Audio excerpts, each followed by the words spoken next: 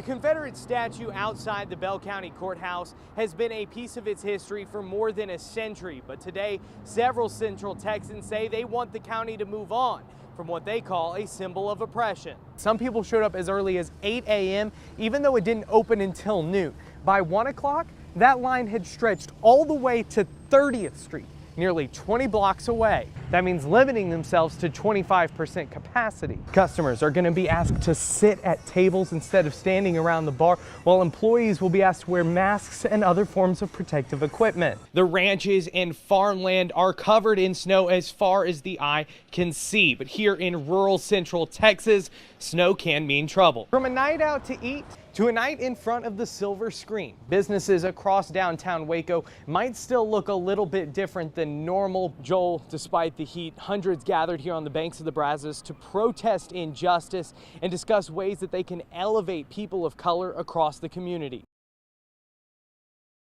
It's been a tough month for the Oker Brethren Church. First, they had to shut their doors due to the coronavirus. Then a fire destroyed their historic building. Today, as they celebrate the story of the resurrection, they're looking forward to their own restoration and the day that they're able to see each other again. As the sun made its first appearance in the Easter Sunday sky, Pastor Brad Harridge was reflecting on the difficulties of the last month. Because not only are we trying to be and are being the church in a pandemic, we're also being the church through a church fire, and this morning through a rainstorm. When the rain cleared, the first rays of light illuminated the destruction still clearly visible in the church's sanctuary. Last week, the building was struck by lightning, resulting in a massive loss. We weren't able to come together and to hold one another and to pray for one another and to see each other through this. We weren't able to do that, so that's been the hardest part. The result, an Easter Sunday with no pulpit, no pews, and no people. But as he gave a sunrise sermon today, Harridge's message wasn't about destruction and pain, it was about hope. Listen, Sunday's coming. Resurrection is coming for you in your life. It's coming for our community. It's coming for our church. It's coming for our church building. We're going to get there. That was his message, sent across a Facebook Live. Easter still has the same meaning as always, and it may mean more as members struggle to pick up the pieces. Resurrection Sunday of all days, especially after this fire and especially during this virus, to say today is a day of life and it's a day of resurrection. It's a day where we celebrate new life. The light of a new day bringing promise of a future with no virus and no fire when they can finally meet together again. Honestly, just holding them and giving a good handshake to some of my farmers and ranchers and saying, we're here and we're still together. Now the church plans to continue meeting remotely until that shelter-in-place order is lifted. In Bell County, I'm Jack Allen, 25 News. In a town of about 1,500 Texans, nearly 1,000 were without power Friday afternoon after winter weather rocked the small town of Holland. It's probably the worst I've ever seen in my lifetime, for sure, because we have huge 100-year-old oak trees that are crashing down. They're dragging the power lines, cable lines, everything with them. Danny Jett has spent more than 60 years here. He was clearing the damage outside his house after trees, some 50 to 100 years old, splintered under the weight of the ice. One of those taking out a power pole, forcing crews to work all day to get the lights back on. Well, I have never seen anything like this here, never in my life. Across town, more of the same. Volunteer firefighters say they responded to dozens of calls for service.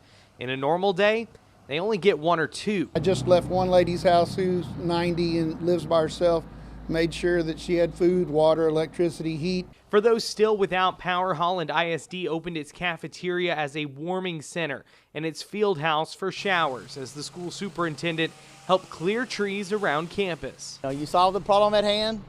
Right now it's trying to stay warm, making sure people have food. And with winter weather expected to continue through the weekend and deep into next week, this small town is bracing for what's next. Obviously, we're going to try to get a little bit of education in while they're at home if that's possible, but that's secondary. We're really more worried about people being warm and having their necessities taken care of. Reporting in Holland, Jack Allen, 25 News. 7 years ago, the First Baptist Church of West met in this field on the Sunday after the West explosion. Every year since, they've come back to this field to remember what happened that day. Today, they hope the lessons that they learned then will still ring true in their current time of crisis. This day and this place means a whole lot to us. It's a part of our story. For the last 25 years, John Crowder has been a part of the story of West. He was in town the day a fertilizer plant exploded, killing 15 people and decimating several buildings. The Sunday after, members of his church were blocked off from the building, so they gathered in a field to worship. Every year on the Sunday after April 17, we return to this place so we can remember what he did for us in our darkest night. This year, they're facing a different adversity as they deal with the coronavirus.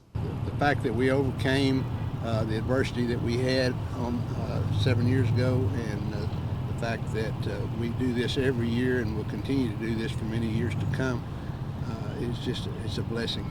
The overcast skies reflecting a somber mood as cars rolled into the field for a drive-in service. Crowder said he sees similarities between this service and the one 7 years ago. That day was the first time that we finally got to be back together. And in a way, today is reliving that experience. Members see the similarities too. Unbelievable, the outpouring of help that we got the night of the explosion that we've had ever since. And the same thing's going on right now. The way to get through this disaster is the way we got through that one, and that is trusting in God and helping one another to get through the time together. Crowder reminding members that in times like these, their faith in the Word of God will help them come out victorious. We've been through those days of heartache. We've been through those days of tears. We'll overcome this, that we will get through it, and that we will be back to normal. This is not normal. The church says they plan to return to streaming services next weekend, but they said today, of all days, it was extremely important that they be able to see their community firsthand. In West, Jack Allen, 25 News.